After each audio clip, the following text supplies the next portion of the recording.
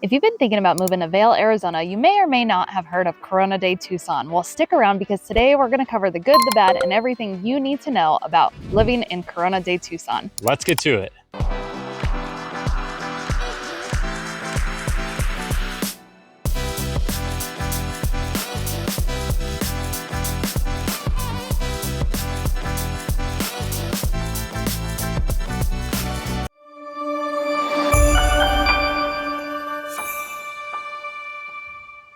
Welcome back, or if you're new to this channel and you want to learn everything from A to Z about living in Tucson, AZ, then click subscribe and tap that bell for notifications so you could be the first to learn about the current market in Tucson, Arizona. Hi, I'm Jennifer Smith, and this is my husband, Dustin Smith. And we've helped hundreds of people just like you move to and from Tucson, Arizona. So whether you're moving in 12 days, 12 weeks, 12 months, we've got you covered. Give us a call, shoot us a text or an email so we can help you make that smooth move to Tucson, Arizona. All right, so before we get into the good, the bad, and everything you need to know about Corona de Tucson, let's talk about where it is located. So Corona de Tucson is actually part of Vail. They're both, unincorporated town southeast of Tucson. So here we're actually pretty much as far southeast as you can go without getting over down into like Sonoyta, Patagonia area. So this section of Vail is south of I-10. You can get to it pretty easily coming straight down Houghton from Rita Ranch. It's going to be about 20 minutes south of the Rita Ranch area, which is where most people are going to go to do their shopping. We'll talk about that a little bit more. Anything to add about where we're located here? Yeah, so we're actually pretty much butted up against Sarita too. So the main highway, the main road that goes through here is Sarita Road. Yeah. And then the main one that comes in from Tucson off of I-10 is going to be Houghton. So Sarita and Houghton, I mean, that's basically the crossroads of Corona de Tucson. Absolutely. And this, like I said, is still part of Vail. If you're looking at it on a map and you zoom in, you may actually see that it says Corona de Tucson. And anyone that has been out here for a long time will call it Corona de Tucson. But really, it's part of Vail, part of the Vail School District. Yeah, more and more people just refer to it as Vail. But when we both grew up out in Vail, we never really referred to this part as Vail, yeah, although they have Vail addresses. Absolutely. All right, so now let's get into the pros and the cons. All right, one of the first benefits of the Corona de Tucson, one of the major pros, of course, is that you actually do typically have a lower cost of housing out here.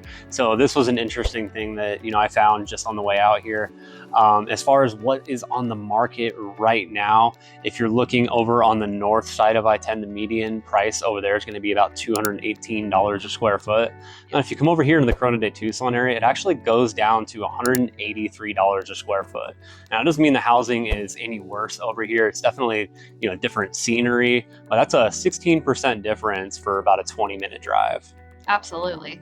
Not only that, it's still part of the Vail School District, because as we mentioned, it is actually Vail, just called Corona de Tucson. But out here, because we're about 20 minutes south of like the Vail Rita Ranch area, there are, I believe right now, still 23 schools in the Vail School District. It's an award-winning school district. It brings a lot of people to the area.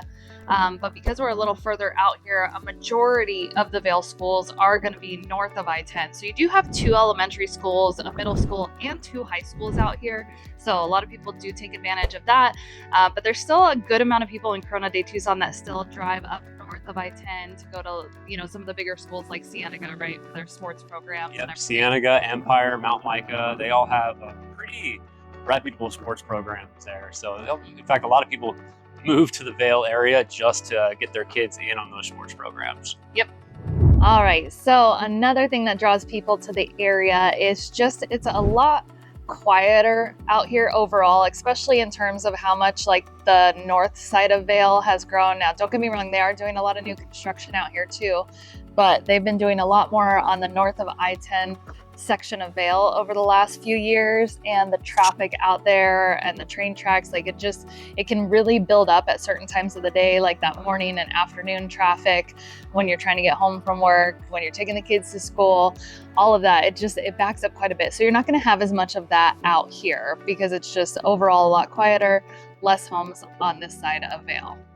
Yeah, absolutely. And so we're basically all the way, as far south as you can go down Houghton over here. That's going to be the last development or last area that's developed before you get into the Santa Rita Mountains. Yeah. You have a ton of national forest space behind the homes right here. So it's spots that, you know, will probably never be developed. Great areas to go explore. So a lot of people go back there. There's like designated off-road trails for side-by-siding, dirt bikes. There's tons of hiking trails. There's a couple of hidden caves back there. There's really just so much nature, so much beauty back in there, and you can really spend forever exploring and find new things all the time. And there's a few other things close by, like right here, you're going to be closer to the Pima County Fairgrounds. So much to do. Yeah, they have different events there throughout the year. One of the biggest ones is the Pima County Fair, which is in April every year. And they have a huge 4-H section. They have all their rides, just a lot to do.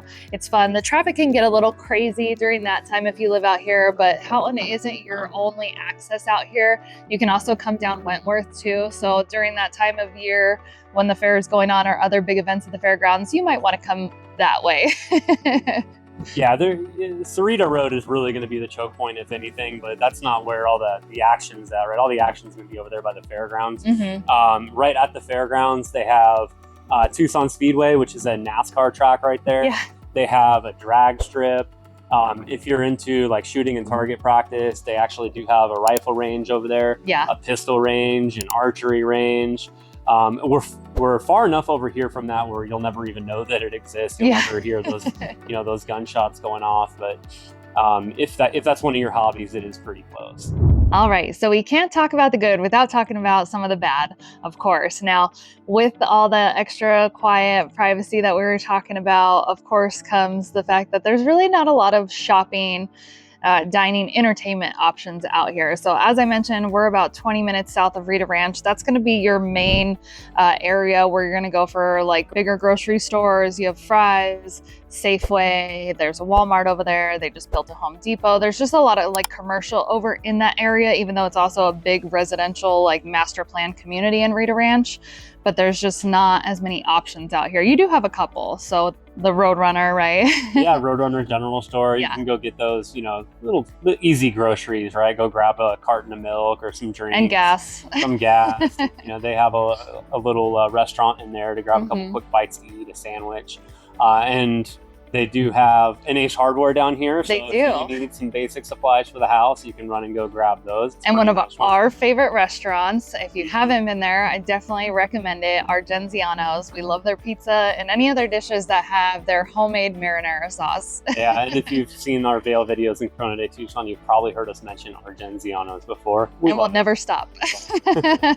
We'll probably go there after this video, actually. All right, so another hang up of Corona de Tucson. We kind of mentioned the roads on the way in here. Now, they've done a lot of work on Houghton. It used to get pretty bad on Houghton to where you wouldn't feel comfortable driving through in a sedan if we had some pretty steady monsoons, but they've gone through, they put in more coverts and really tried to work on the drainage on that road. Unfortunately, we didn't get to test that this year because this monsoon season was kind of anticlimactic, but I'm sure it is going to work just as expected. The engineers have been great out there and it looks like they've done beautiful work. There's a couple other roads that bring you out to Corona de Tucson. They haven't done that kind of work on, and they probably won't for a long time. So if you get used to like taking Wentworth or Wilmot out here, odds are, you know, if you come up on a wash or an accident, you're going to get stuck for a while. All right, and the last con, and it could be a pro, but you know, if you're coming out here and you're expecting a certain thing, it's probably going to change over time, and that could be the same about the other side of Vail too. Vail has changed dramatically over the last several years. Up there, yeah. Oh my gosh, yeah. Completely different. Different world, yeah. So yeah, Corona de Tucson's been in pretty rapid development too. There's still a lot of open space out here, but everything that's, you know, acceptable for residential is probably going to be developed eventually, and that could change, you know, traffic. It could change, there could be grocery stores out here for people, everything that goes along with that. And something that might spur that development about 28 miles southeast of Tucson, which is probably going to be like 15 to 20 miles from here. I haven't looked exactly how far it is, but is a new copper mine, and it's been debated back and forth. Regulators, you know, fighting for it, fighting against it, and it hasn't got that final approval, but it seems like it's always going back and forth. When and if that's finally approved, I think things are going to start changing around here a lot faster. Yeah, and I mean, people come out here because they kind of like that it's a little bit slower paced and kind of away from that busier, traffic and everything that comes with that. So that could be something to consider if you are thinking about moving to Corona de Tucson for that reason.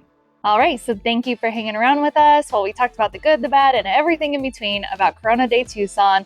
As always, if you or someone you know is thinking about moving to or from Tucson, Arizona, or any of the surrounding areas, give us a call, shoot us a text or an email so we can help you make that smooth move. And if you haven't already, like, subscribe, and tap that bell for notifications so we can keep you updated on the current market in Tucson, Arizona. Thanks for watching. We look forward to seeing you on the next video.